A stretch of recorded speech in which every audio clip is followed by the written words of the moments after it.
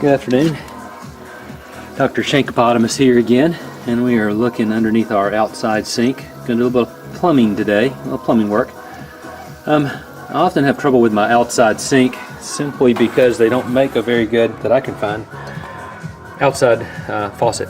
I always expect that the little plastic washer inside of here is going to bust. Even when I turn the water off to this, sometime during the winter it gets cold enough, that little plastic thing breaks every spring. I just put a new one in, keep this off all winter long. Well, this winter's been particularly bad, and even though I have had these off, usually it's close enough to the ground, it's enclosed, we get cold here but not too cold, and these connections will be fine. Well, this year it got so cold, whatever little bit of water that was up here in the valve caused it to crack. And so the valve, even when you turn it off, there's water that comes out. You can see it leaking out right here. Let me get you. There you go. And you can see it come dripping off my finger there a little bit. So I'm going to replace these valves with a valve that's more able to withstand the outside here. Okay. The best thing really would be to go ahead and take these, move this connection in underneath the house, but that is just too much trouble to put underneath the house, you know, once a year, twice a year, whatever it's going to take, 3 times a year, 4 times a year, and turn this stuff off and on. Much easier to be able to turn it off and on out here, so I'm going to install some a heavier duty valve into there. Should take care of the problem. Well, here we go. Alright, so first thing you want to do here is get a hold of your connector. It's going up to the sink. This has got a flexible hose connector. I got an adjustable wrench here. Get it down to the right size and just take it on off. I think it's easier to take this off first than to get in here and take off your valve first. And if you have copper pipe, then this is obviously going to be a little bit different. They make these quick connectors. You've seen me use one called a Shark Bite. Shark Bite! This time we use a different company, same idea. Alright. But they make them also for copper as well as these Plex pipes. You could get in here and try to get this ring off. See, it's got a ring up underneath it. So you see that? That holds it down for this type of connector. You can get in there and try to peel that ring off, get this thing off. Why mess with it? I've got plenty of pipe here. I'm just going to cut right across here, and then cut right across here, and then we'll put our connections on. Now, another thing to remember is go turn the water off. The main water supply at your house, somewhere in your house, you've got a main valve you can cut off. I've cut off the main valve, actually drained some water from one of the indoor faucets that I know is on this same circuit, just to help get some of the water out of it. But still, when you open this up, don't cut it before you open it, because when you open this up, there still might be a little pressure in it. Still might be some water that's going to come out. You cut it, just makes a mess. A little more controlled to bring it out this way. You can see it's got a little bit of water still coming out of it, and it's going to go for just a bit, and then it's going to quit. Okay, same thing on our cold side there, and you can see it's still coming out just a little bit under gravity pressure. Going back down this pipe goes back, and actually that water is going to dump underneath the house there just a little bit, but it's not enough to really even matter. Another thing I'm going to do that the plumber failed to do the first time, you can't quite see it off the bottom. Let me show you. Let me move down just a little bit. Get this here. This comes through our concrete pad here outside for the patio. They didn't seal this, and I should have noticed that years ago when they did this, but they did not seal this so you don't get backflow back into it and water back into it. Once I finish all this, I'm going to take an air compressor, blow as much water out of it as I can from this end, and then fill it with some foam. That way we won't have water going back up underneath the house. Even though it's small amounts, we won't have it. So we're going to go in here and get these guys cut off, and then we'll get our connectors on. There's another side one I'm using to cut these. Just a pair of cutters like this. You can take just about anything really. Get a hold of it and off it comes. See how easy that is? We'll take those back to the recycle and they're done for. Alright, so now we've got the ends cut off here. I want to show you what I'm using. I know in the past I talked about using the Shark Bite. It's got a much better name, Shark Bite! But this is not the Shark Bites, but it's the same kind of idea. There you can see it. Blue Hawk, these guys. Got the good set of instructions there on the back, exactly what to do, how to put it on. Okay, so where I cut it, they've got an insert, this little plastic insert that I've put in there. And then for this size pipe, you measure down 3/4 of an inch, put a mark so you know how far to get the pipe up into the fitting. And here's my fitting. See that? Pipe slides up this end, and once it's up in there, we'll lock in. They have a little tool you can use for popping it off if you ever need to take it off. It's threaded because for my usual overkill, here is the valve I'm putting on here. I really don't want this thing to freeze up again. Fortunately here where I live, the water company, if you have a continuous leak, they'll call you, let you know the continuous leak. You repair it or have it repaired, they'll actually refund part of your money based on a repair for a continuous leak. And so this counts for that. So I won't be out a whole lot of money in power, but these were a little bit expensive. I don't know, 15 bucks just for this piece. But it's threaded on the ends. There you go, on each end.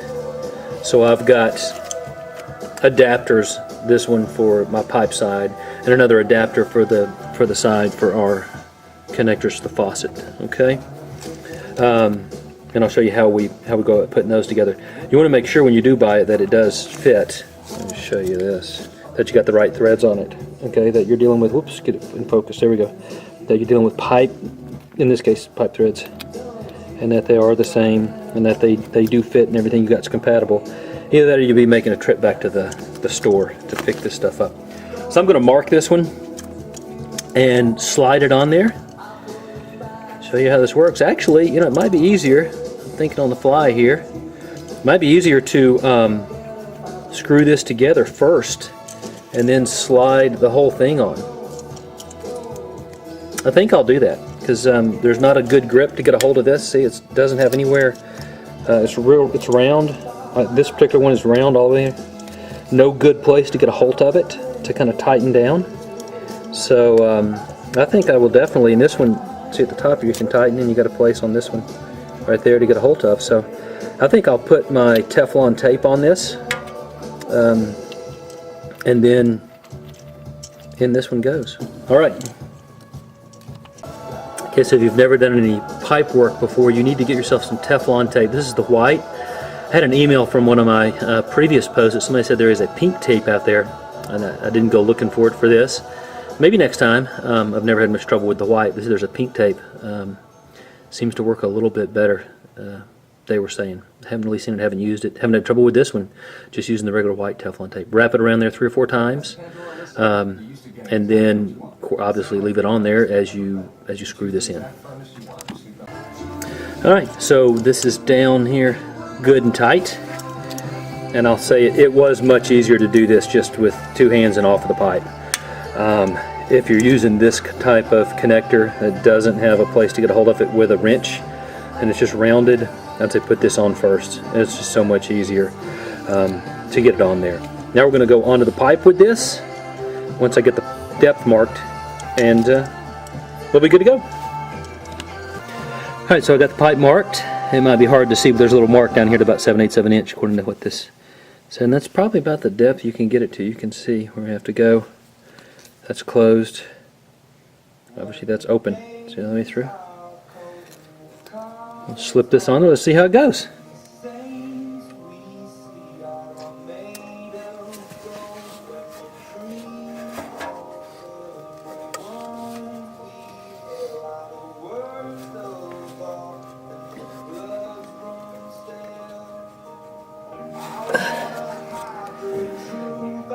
Not so hard. You can see here it's on. I'm going to do one more thing. A little hard to get hold of with your hand, especially when it's a little slippery. You get a hold of it with a wrench here. Be sure you don't damage it. And just see if there's any more down that we need to go. Of course, the real test is going to be when I go back with this closed and turn my water on. And we'll see if this thing really seals as well as it did. You noticed before, those shark bites that I used worked like a dream. This one, it seems slightly, I'm talking like maybe 0.5 millimeter, slightly larger than the pipe. but it's snug. It's on, and it's got a little O-ring up inside of there. So we'll go ahead and put the other one on, turn our water on, and check for leaks. A little quick bit of information: when you're putting your Teflon tape onto here, so we get this thing in focus. Come on, baby. Come on now. There you go. Sometimes, depending on how tall this is and how long your tape is, your tape will fold over the end a little bit. That's okay if it's right on the edge, like it is there. If you've got tape that's coming over this edge, you don't want that inside the flow of your water. Okay, so anything that's going to hang over the edge here, it's so thin you can take your fingernail and just kind of trim it right off and get it off. But just be sure when you wrap it, you don't just wrap it and go, my Teflon on there, let's just put it on. You know, make sure that that where your water flow is, that it's open. All right, let me get this one together. All right, so water's back on. If you guys can look here and see, if I can zoom in, you can probably see it from back here. The cold water there. There you go. So the adapter, the thing that's like the shark bite there, is working just fine. There's no water coming out underneath it. But maybe that guy had a point with using the Teflon. It's the first trouble I've had with a white Teflon. I'm going to go back and rewrap this a little heavier and see if that could be the problem. The hot water looks like it's doing just fine. I'm going to keep an eye on it though. Like I said, my leak is not at the connector to my Plex tubing. There's a leak that is coming out in between, which is really why I didn't want it, because now that means taking it off while it's still attached here and then reapplying it and messing with it on the pipe. And it's going to be kind of a pain. But that's what I'm going to have to do, take that off, rewrap it. May even have to put some thread lock on it. I'd rather not, because I want, in the future, if something happens to this valve, I'd love to be able just to whip the valve out. If you lock it, if you put some thread lock, those kind of things that might seal it better but would lock it in there, you got a mess. You also got plumber's putty and things like that we can use. We've got some stuff we can try to seal it with. But I think a better layer of Teflon tape is going to help me out here. And then, like that guy said before, like this is the first time I've had trouble with it, but maybe go hunt down some of that pink Teflon tape he was talking about. He said it works better. Anyway, we'll fix this and be right back. All right, well, I found the problem. Trying to keep up with the mark, and the mark was not dark enough. I slipped the pipe down too far, and you can see how this pipe is coming up far enough that it's not sealing quite right. So I'm going to trim off the top of that, rewrap it. I think we'll be okay. All right, so we're back. I rewrapped that one, and you saw where the end was just a little too far and had to trim it off a little bit. Right here. Got out my trusty handy dandy cutter there. Bad boy right there. Was able to trim it off easy. Rewrapped it. It seems to be working fine. No leaking. Either one of them. Definitely no leaking at the connection. These connections are working pretty good.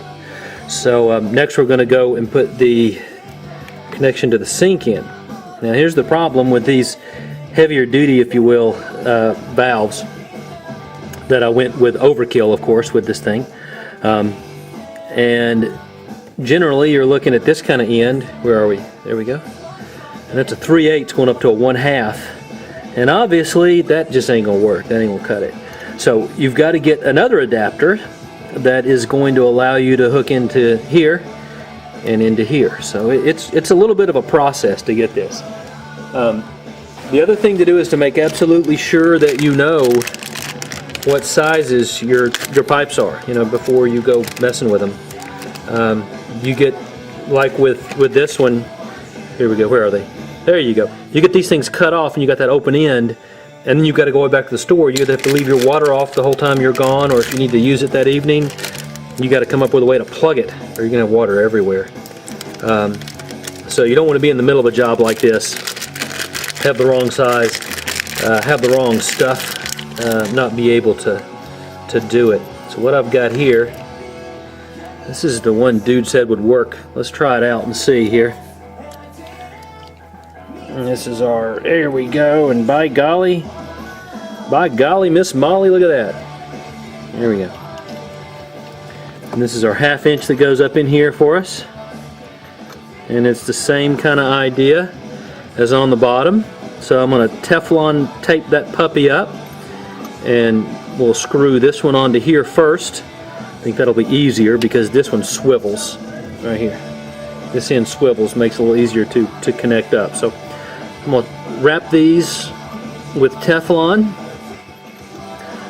Don't forget, I've gone back and turned the water on too. You don't want to come back here and start messing with these on without this on. Now I know when I turn this on the sink's going to leak because I've not fixed the small plastic washer up there. I'm just going to leave it. I'm not worried about that one.